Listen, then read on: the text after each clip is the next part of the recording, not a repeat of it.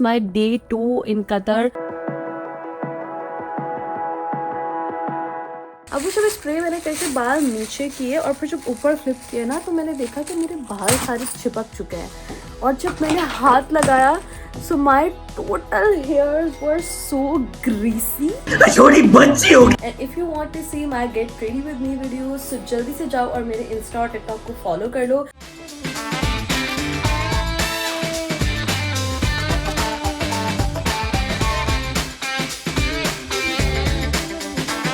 अस्सलाम वालेकुम एवरीवन, कैसे हैं आप सब लोग। Welcome back to my channel. So it's my day 2 in Qatar और आज मेरा आखिरी दिन है क्योंकि मैं सिर्फ 2 ही दिनों के लिए आई थी। मैंने और ममा ने कल बहुत अच्छे से अपनी नींद पूरी की, रेस्ट किया और हम लोग सुबह उठे हैं, हमने ब्रेकफास्ट किया। और मैं काफ़ी देर से आज की प्लानिंग कर रही थी कि कहाँ जाऊँ। रमज़ान की वजह से चीज़ें बहुत डिस्टर्ब हैं, चीज़ें कुछ बंद हैं, कुछ जल्दी बंद हो जाती हैं, कुछ खुलती लेट है। और चूंकि मैं कतर में फर्स्ट टाइम आई हूँ, यहाँ पे कोई फ्रेंड भी नहीं है, कोई जानने वाला भी नहीं है, तो सब कुछ मुझे खुद ही करना पड़ता है। बट इस पूरे टाइम में अगर मेरा कोई साथी है तो वो है chat GPT. I love you chat GPT, क्योंकि तुम मेरा साथ कभी भी नहीं छोड़ते हो। मैं उससे पूरी गाइडेंस ले रही हूँ, सब चीजें मैं उससे पूछ के कह रही हूँ। और मैंने अभी चैट जीपीटी से पूछ के पूरी प्लानिंग की है। फर्स्ट ऑफ ऑल तो मैंने एक सैलून ढूंढा है, क्योंकि आज मैं एक बहुत खूबसूरत ड्रेस पहनने वाली हूँ। अबे जल्दी बोल, कल सुबह पनवेल निकलना है, जो कि आप लोग मेरे इंस्टा और टिकटॉक की वीडियोस में भी देख सकते हो।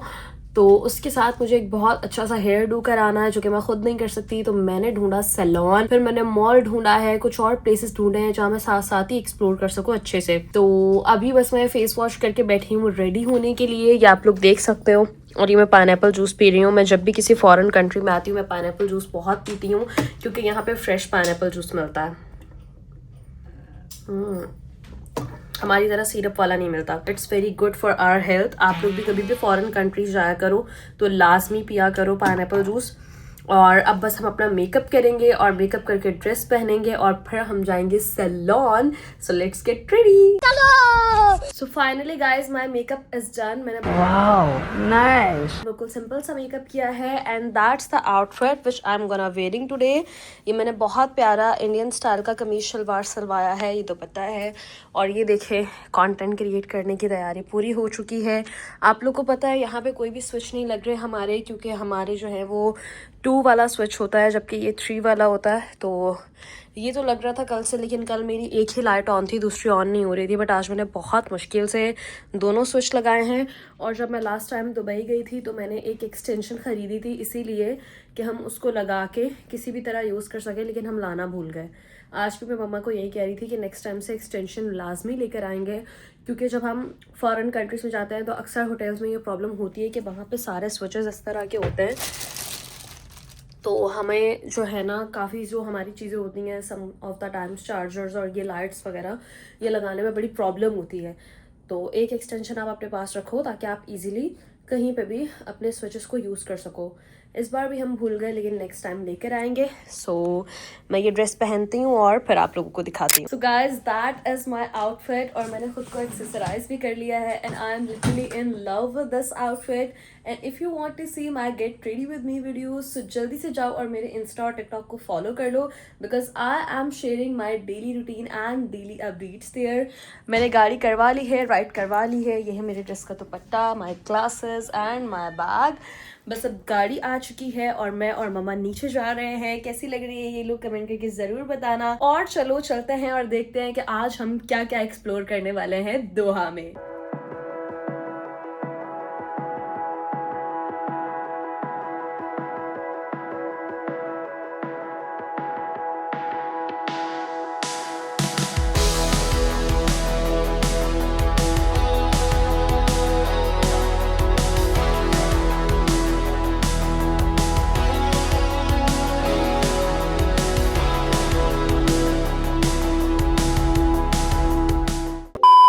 गाइस मैं अभी थोड़ी देर पहले आई हूँ सब जगह से घूम के, और अभी मैंने चेंज किया है, मैं फ्रेश हुई हूँ। और आप लोगों ने देख ही लिया कि मैं कहाँ कहाँ घूमी हूँ। आज का दिन बहुत अच्छा था, मैंने बहुत फन किया, एंजॉय किया। बट लिटरली मेरे साथ बहुत भंड भी हुए हैं। मैं घर से रेडी होके जब निकली थी, सो आई वेंट टू सैलून और मैंने वहाँ अपॉइंटमेंट बुक थी। उन्होंने पहले मेरा हेयर वॉश किया, जो कि बहुत अच्छा था। उसके बाद ब्लो ड्राई करने की जब बारी आई तो पता है क्या हुआ, वो लड़की ना पहले ब्लो ड्राई में एक ब्रश लगा के स्ट्रेट ब्लो ड्राई कह रही थी। उसके बाद मैं सोच रही थी कि यार हल्का फुल्का ड्राई करके हम रोलिंग ब्रश से ब्लो ड्राई करना शुरू कर देते हैं, ये कब करेगी। उसने किया ही नहीं। उसके बाद वो नॉर्मल कोम ले आई और मुझे कहती है कि are you okay with it. मैंने कहा yes but where is the rolling brush. कहती है oh I am so sorry we don't do that rolling. मैंने उसे वीडियो दिखाई, मैंने कहा हम तो इसको ब्लो ड्राई बोलते हैं। वो कहती है कि हम इसको कताना कहते हैं, पता नहीं क्या कहते हैं, लेकिन हम ब्लो ड्राई कहते हैं कि बस वॉश करो और ब्लोअर से ब्लो ड्राई कर दो। मैंने कहा क्या। और उधर से शाम हो गई, अंधेरा हो गया और मेरा आज यहाँ लास्ट डे था। मुझे किसी भी तरह एक अच्छी लाइट वाली प्लेस पे पहुंच के पिक्चर्स क्लिक करनी थी जिससे पता तो चले कि मैं कतर आई हूँ। एंड आई वाज लाइक कि ये क्या हो रहा है, ऊपर से वो सारी अफ्रीकन्स। तो मैंने उनको फिर कहा कि आप लोग कुछ स्ट्रेटनर से कर सकते हो। उसने कहा हम ट्राई करते हैं। उन्होंने कहा कि हमारी जो बेसिकली हेयर डू वाली लड़की है वो आज आई ही नहीं है सैलून। अच्छा, उसके बाद उन्होंने स्ट्रेटनर लेकर आई, वो कर्लर लेकर आई। मैंने कहा ये रोलर नहीं चाहिए, स्ट्रेटनर से कर दो आप। वो स्ट्रेटनर से करने लगी लड़की, उससे स्ट्रेटनर से भी नहीं हो रहा। मैं इतनी परेशान कि यार अब क्या करूँ। अच्छा, मैं हो गई परेशान कि अब मैं क्या करूँ। हम लोग पैकिंग कर रहे हैं क्योंकि कल सुबह हमारी फिर से फ़्लाइट है, तो साथ साथ हम लोग पैकिंग भी कर रहे हैं। तो किया पाओ, मैं परेशान हो गई कि यार अब मैं क्या करूँ। मैंने उनको एक दो कर्ल्स करके भी दिखाए क्योंकि मैं खुद से भी कर लेती हूँ किस तरह करते हैं, लेकिन उस लड़की ने ट्राई किया, उससे नहीं हुआ। मुझे लेट भी हो रहा था, लिटरली मेरे दिल से गालियाँ भी निकल रही थी कि ये मैं क्या रहा है मेरे साथ। मैंने क्या किया कि उनके हाथ से स्ट्रेटनर पकड़ा और फटाफट खुद अपने पूरे कर्ल्स किए। और उनका जो स्ट्रेटनर था ना वो थोड़ा सा मोटा वाला था, तो उससे कर्ल्स इतने प्यारे हुए थे कि वो लग रहा था कि ब्लो ड्राई ही है। मैंने कर्ल्स करके उनको अच्छे से मर्ज किया, ब्रश किया, तो वो बड़ा अच्छा ना बाउंस आ गया बालों में।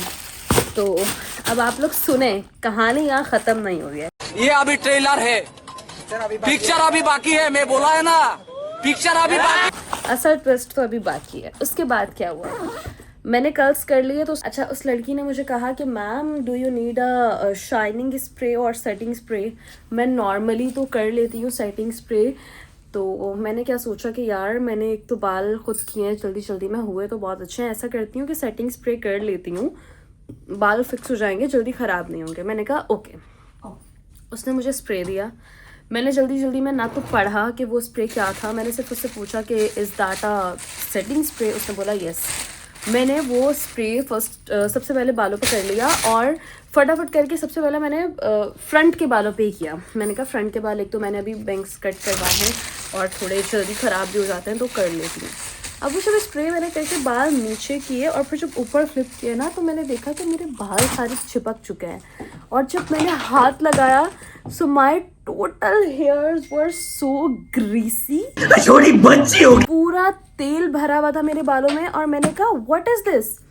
मैंने जब वो स्प्रे की बॉटल उससे हाथ से ली, so that was a shining spray kind of oil, olive oil.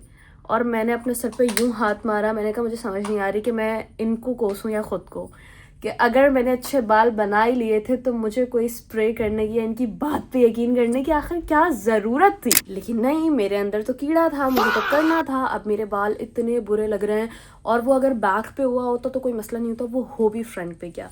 मुझे इतना गुस्सा आ रहा है कि यार मैं क्या करूँ, मेरा पूरा मूड ख़राब हो गया। मैं इतना अच्छा ड्रेस पहन के इतना अच्छा रेडी होके गई, लेकिन मेरे मूड की ऐसी तैसी हो गई। फिर मैंने ख़ुद को काम डाउन किया। मैंने कहा Ayesha this is your last day, तुम दोबारा पता नहीं यहाँ कब आओगी, तुम्हें घूमना है, प्लीज़ रिलैक्स हो जाओ और स्मार्टली इसका कोई सोल्यूशन ढूंढो। मैंने फिर उनसे पूछा कि do you have dry shampoo. मेरी मम्मा मुझे गाली दे रही, लेकिन चुप करो, उनको पता नहीं होगा ड्राई शैम्पू क्या होता है, पहले ही तुमने बाल ख़राब कर लिया। I was like okay. और मम्मा ठीक कह रही थी, उनको लिटरली ड्राई शैम्पू के बारे में पता भी नहीं था। बेसिकली वो एक अफ्रीकन्स का सैलून था। तो मम्मा और मुझे मजाक मजाक में कहती हैं कि इनको ना सिर्फ ये चुटिया करना ही आती है, बारीक बारीक बाल जमा के, इसके अलावा उनको कुछ नहीं आता। खैर मैं उस वक्त बहुत पैनिक हो गई, लेकिन मैंने फिर ख़ुद को रिलैक्स किया। फिर मैंने बालों में हाथ मार मार के जितना मैं ऑयल ना मतलब सब बालों में फैला सकती थी फैलाया, क्योंकि वो एक जगह चिपक के बहुत बुरा लग रहा था। किसी तरीके से मैंने फाइनली अपने बालों को थोड़ा सेट किया, लेकिन वो पता चल रहा था कि ऑयली है। उसके बाद क्या कर सकती थी मैंने उनको पैसे दिए। अब वहाँ मैं लड़ भी नहीं सकती थी, बिकॉज़ उनकी भी गलती नहीं थी और ना ही गलती मेरी थी, वो कुछ सिचुएशन ही इस तरह की हो गई थी। और उसके बाद मैं वहाँ से निकली जनाब साहब, और फिर मैंने अपना मूड थोड़ा ठीक किया। लेकिन लिटरली वो जो बालों का दुख था ना, वो ऑल द टाइम मेरे साथ रहा, कि जो लुक मैंने सोची थी ना अपने इस इतने खूबसूरत ड्रेस के साथ, वो इतने पापड़ बेलने के बाद भी नहीं बनी। अच्छा, ये पूरा सीन क्रिएट होने के बाद फाइनली मैंने खुद को काम डाउन किया और इस बात को एक्सेप्ट किया कि मेरे बालों का चूम चापड़ा हो चुका है। और उसके बाद हम लोग निकले और फिर हम लोग गए umbrella park. That was so beautiful. और अंधेरा हो चुका था, मगरिब हो चुकी थी, लेकिन फिर भी वहाँ पे थोड़ी बहुत लाइट थी। और फाइनली मेरा मकसद पूरा हो गया कि मुझे कुछ अच्छी पिक्चर्स मिल गई अपने इंस्टा के लिए, क्योंकि मेरा बेसिकली पूरे दिन की इस प्लानिंग का एक यही गोल था कि मुझे बहुत अच्छी और क्लासी पिक्चर्स चाहिए किसी ऐसी जगह पे जहाँ से प्रिटेंड हो that I am in Qatar, और that I am in Qatar. तो वो अल्लाह का शुक्र है कि हो गया। और सारी जगहों पे मैंने रिकॉर्डिंग्स में ज़्यादा बातें इसलिए नहीं की क्योंकि बहुत क्राउड था। And as all you know, जो मेरी ऑडियंस है, कि मैं ज़्यादा क्राउड जगह पे व्लॉगिंग नहीं कर पाती हूँ, तो डोंट माइंड प्लीज़। उसके बाद अम्ब्रेला पार्क गए। अच्छा, उसके बाद हमने आज इफ्तार जो है ना बहुत अच्छी जगह पे किया है। मतलब मेरे लिए खाना इज़ एवरीथिंग। अगर मुझे अच्छा खाना ना मिले तो मुझे किसी चीज़ का मज़ा नहीं आता। तो मैंने बहुत अच्छा सा एक रेस्टोरेंट ढूंढा और मैंने मम्मा को कहा कि आज हम इफ्तार बुफे पे जाएंगे। तो मम्मा तो मना कर रही थी क्योंकि हम लोग ज़्यादा खाना नहीं खा पाते हैं ना। मैंने कहा नहीं, हम जाएंगे चाहे जितना भी खाएं। तो मैंने कतर में एक बहुत ज़बरदस्त रेस्टोरेंट ढूंढा है जिसका बुफे बहुत कमाल था, बहुत अच्छे प्राइस में। So if you want to know, मुझे कमेंट कर देना, मैं आपको बता दूंगी। अच्छा, फिर हमने इफ्तार किया बुफे पे। उसके बाद हम लोग गए सोक वाकिफ and that was an amazing experience. मतलब आज का पूरा दिन हमने माशाल्लाह भंड वंड को निकाल के बहुत फ़न किया हमने, क्योंकि एक तो हमारी नींद पूरी थी, हम फ्रेश थे, और उसके अलावा हम लोग ने अच्छे से एक्सप्लोर भी किया। टाइम भी ज़्यादा था हमारे पास, तो जो भी जगह हमने एक्सप्लोर किया बहुत मज़ा आया। पहले पार्क, फिर रेस्टोरेंट, अच्छा खाना भी खाया अल्हम्दुलिल्लाह, और उसके बाद हम सोक वाकिफ गए। Oh my God, that market was amazing. आप लोगों ने देख ही लिया है। और फिर वहाँ हमने बहुत एंजॉय किया, शॉपिंग भी की, बहुत अच्छे से वीडियोस बनाई, चीज़ें की। और उसके बाद क्या हुआ? उसके बाद भी सुबह घर से निकलते भी भंड हुआ है और घर से वापस आते हुए भी भंड हुआ है। मतलब ये इस बात को साबित करता है कि मेरी ज़िंदगी भंड से शुरू होकर भंड पे ख़त्म होती है।